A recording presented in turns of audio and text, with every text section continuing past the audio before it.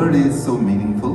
Just follow the song, you will like it and you will enjoy it. Whatever he produced, I like. This is the one.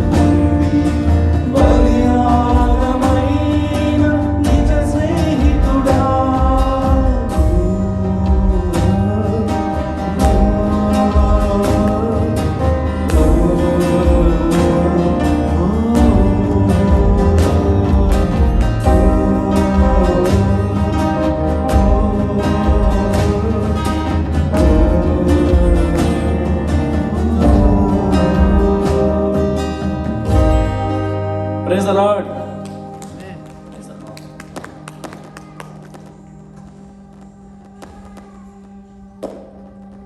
So recently, to encourage young people and humble people from our pastors' family or Christian community, we recently hosted Golden Gospel or a competition in India.